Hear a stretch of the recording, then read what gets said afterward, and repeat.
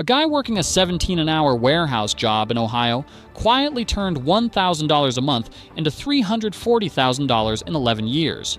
No inheritance, no side hustle that went viral, no crypto jackpot, just a specific order of moves that almost nobody talks about, because the people who know it have no reason to tell you. The financial advice industry in America makes $57 billion a year. And the dirty secret is that almost none of it is designed for someone starting with $1,000. It's designed for people who already have money and need to protect it. So what have you been told about building wealth from scratch? It's not wrong exactly, but it's missing the part that actually matters first. What you're about to see is the actual sequence. The order you deploy $1,000 a month is the difference between being $400,000 richer in a decade or spinning your wheels wondering why nothing adds up. And the sequence matters just as much as the amount. Skip one step or do them out of order, and the whole thing slows down in ways you won't notice until years later, when it's painful to look back. Step 1. The debt math nobody wants to do. Before you put a single dollar anywhere, you have to face the number that's quietly destroying your future. Pull up every debt you have right now, every credit card, every personal loan, every buy now, pay later account, and look at the interest rate on each one. If any of them are above 8%, that debt is eating your wealth faster than any investment can grow it. A $5,000 credit card at 24% interest is costing you $1,200 a year just to stand still. The S&P 500 returns around 10% on a great year.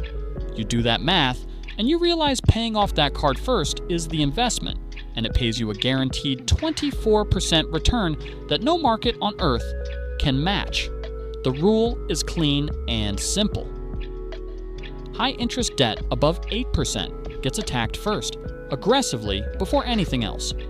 Put $700 of your $1,000 toward the highest rate debt you have using the avalanche method, targeting the most expensive debt first, then moving to the next once it's gone. This is not exciting, but nothing you do in investing will ever beat a guaranteed 24% return. And until that debt is gone, you're building on sand. Once the high-interest debt is cleared, your monthly cash flow opens up, and what took everything just to survive suddenly starts working for you instead of against you. That shift in momentum alone changes how you think about money. Step 2. The $1,000 that buys you time. Most people skip this step entirely because it doesn't feel like wealth building. They want to invest. They want to see numbers go up, and sitting on cash feels like losing. That instinct will cost you everything. Before a single dollar goes into a brokerage account, you need 3 months of expenses sitting in a high-yield savings account, not a regular savings account earning 0.01% at a big bank.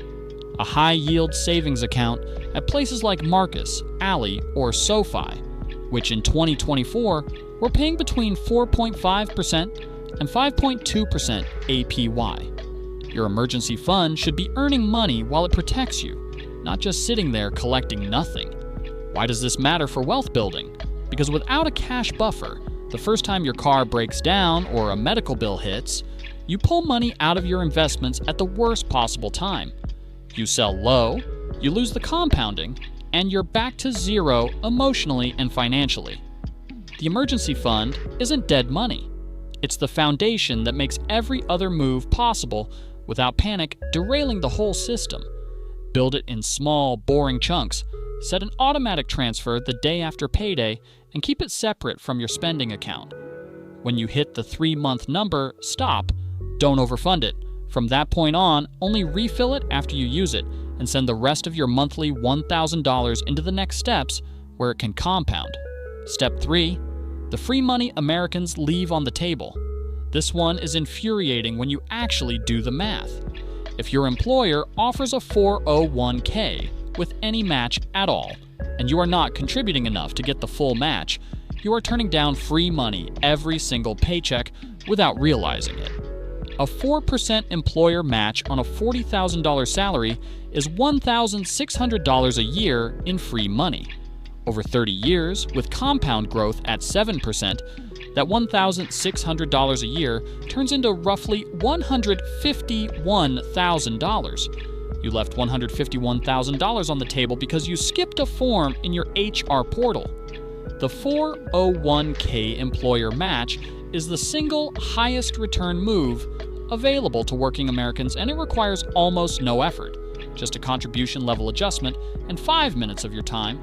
Contribute exactly enough to capture the full employer match. Not $1 more right now, just enough to get every cent your company will give you. Think of it as a 50% to 100% instant return on whatever you put in, depending on how your company matches. No investment strategy on earth starts with a built-in return like that. Use it before you do anything else. Step 4. The account that cuts your tax bill and builds wealth simultaneously. After you're capturing the full 401k match, the next chunk of your monthly $1,000 goes into a Roth IRA. The contribution limit in 2024 is $7,000 a year, which works out to about $583 a month. So this fits almost perfectly into your overall allocation.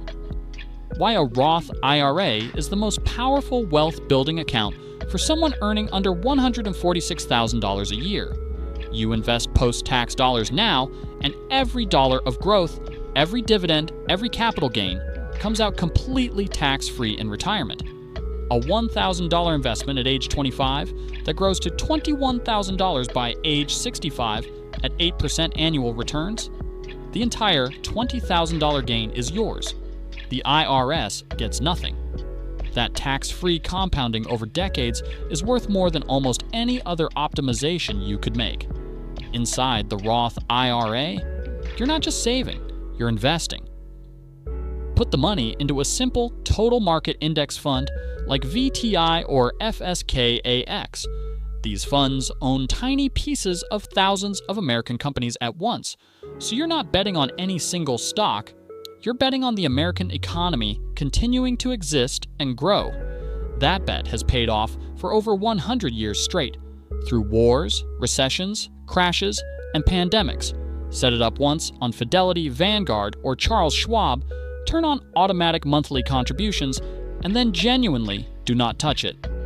The biggest wealth killers are people who check their accounts every week and panic sell the moment the market drops 15%, locking in losses that would have fully recovered within 18 months if they had just done nothing.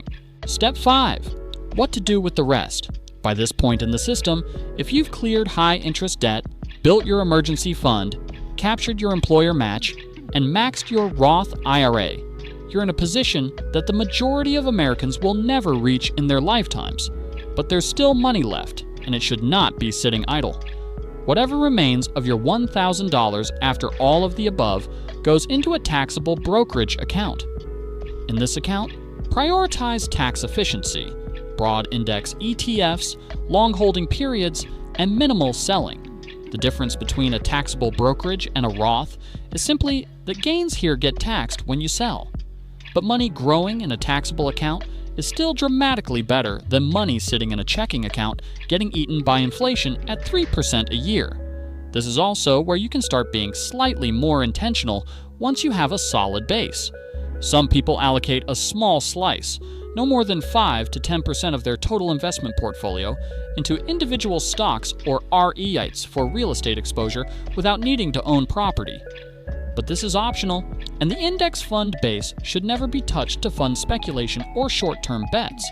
The brokerage account is a wealth-building tool, not a trading account. Step 6. The compounding reality check that changes everything. Nobody really feels compound interest until they see the actual numbers laid out in front of them, so here they are. If you invest $500 a month starting at age 25 in a total market index fund, averaging 8% annual returns, by age 65, you will have contributed $240,000 of your own money.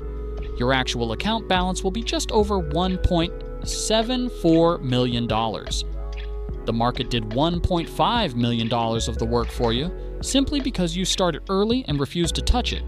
You don't need to be smart or lucky. You just needed to start and stay consistent. Start that same plan at 35 instead of 25. you end up with around $745,000. That 1 decade of delay cost you nearly $1 million in wealth, not because you did anything wrong, but because compounding needs time the way a fire needs oxygen. Cut off the time, and the whole thing suffocates before it gets going. The $1,000 a month strategy only works with one non-negotiable ingredient, and it's patience. Not talent, not a perfect market, not even a high salary, just consistency and time, which are the two things that are 100% in your control no matter where you're starting from. Step 7. The wealth leaks. Quietly bleeding your progress. You can follow every step perfectly and still watch your progress stall if you're losing money through the gaps most people never audit. Lifestyle inflation is the first one. Every time income goes up, spending rises to match it, and the gap between earning and investing never changes. The people who build real wealth keep their lifestyle expenses flat even as their income climbs, then redirect every raise and bonus directly into the investment accounts before the spending habits can absorb it. The pay raise hits the account, and before your brain can decide how to spend it, it's already automated into the Roth or Brokerage. Subscription creep quietly adds up in ways that are almost invisible month to month. $15 here, $12 there, $9 for something you used once in November, adding up to $180 to $220 a month, leaving your account on autopilot. Audit every subscription every 6 months, cut anything you haven't actively used in 30 days, and redirect that money into your investment system. Fees are another leak that doesn't look dangerous until you total it up. A 1% advisory fee or high expense fund can quietly shave hundreds of thousands off your ending number over decades. Keep your investing costs near zero, avoid frequent trading, and don't churn accounts that trigger taxes. The goal isn't constant activity, it's keeping more of your returns so compounding works at full speed. If any steps hit you, tell me what you will change this week. Then tap the next video on your screen because the next money mistake is hiding nearby right now.